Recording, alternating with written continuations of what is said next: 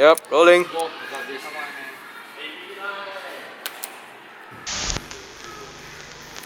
My name is CP, or most people know me as Denester.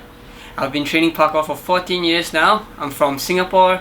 I've been making videos since I started parkour, and yeah, I really love parkour and filmmaking. So the first project dive roll started when I was in Melbourne. I was staying there for a year studying, and then I met some of the Owls gang people, and I started doing a lot of dive rolls because there's this guy called Justin Louis.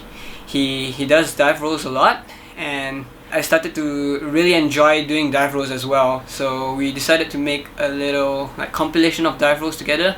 So there was no real plans to make a full video about dive rolls, but I just had so many footage of it. So that became one of the projects out of my time in Melbourne. During the first few months when I was there, we were just training. We didn't do any filming, rather than towards the end of the stay in Melbourne, when I know that okay, my time is almost up and I had to collect a couple more footage, I started to be a bit more serious in that project, and there was a couple of really scary ones. It's usually the rolls towards the end of project dive roll. Yeah, to me, I just had spots where I always walk past near where I lived in Melbourne, and I always had friends join me for my training, and I just ask if they think this dive roll is possible or not. There's one that's over a sharp black rail onto a red fire hydrant, firebox or something, and that's one of the scarier dive rolls in the video. Yeah, I think for me, I set a lot of goals.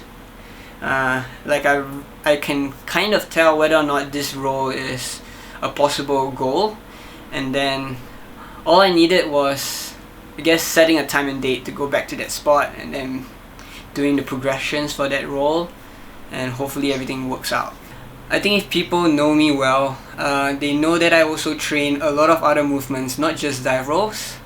But somehow in the parkour world, there's not a lot of people who practice dive rolls to the extent that I do, I guess. I mean, I think there are a lot of people who can do really good dive rolls.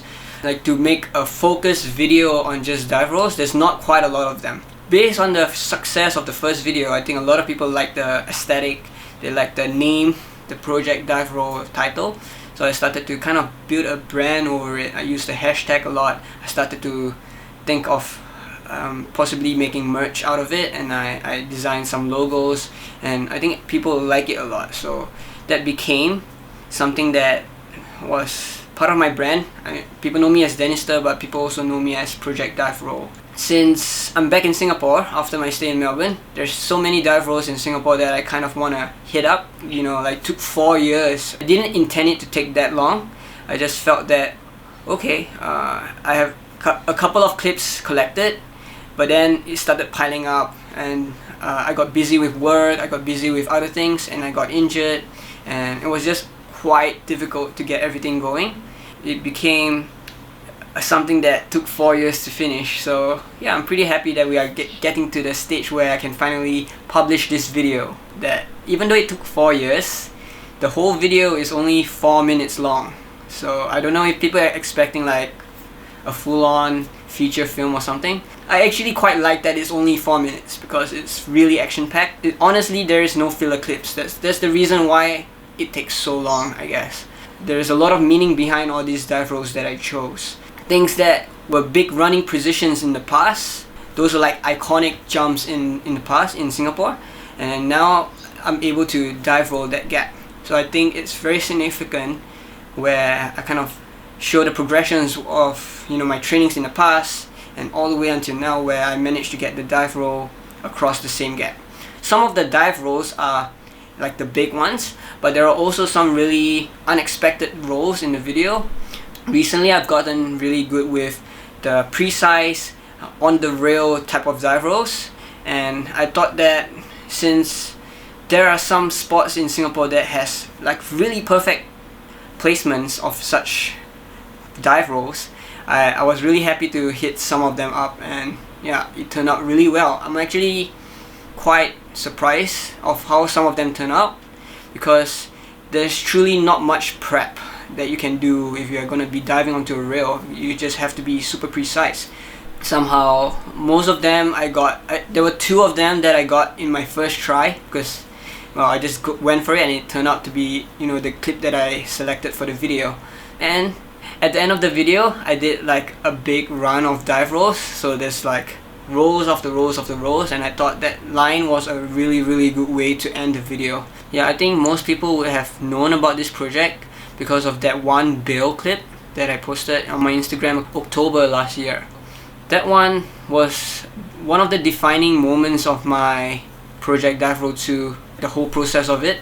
Yeah, it took me aback a little bit because, you know, that caused me to be injured. I wasn't severely injured, but I had to rest from some dive rolls for a bit.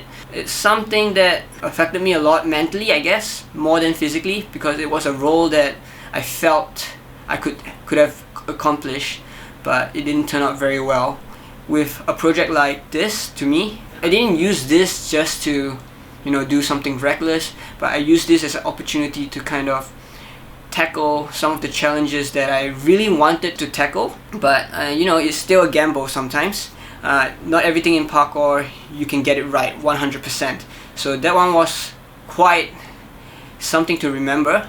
I think Project Dive Roll 2 took up a lot of my time, like a very significant part of my parkour journey. I wouldn't say there won't be a Project Dive Roll 3, but I think that there are other projects that I have in mind, and I might want to move on to, you know, bigger things in life already. But I'm very happy to have spent this much energy and this much effort into this one video, and I would really want to inspire other people out there to do the same. Like, if you have a project idea, if you have something that you feel strongly about and you want to share with the world, I think go for it.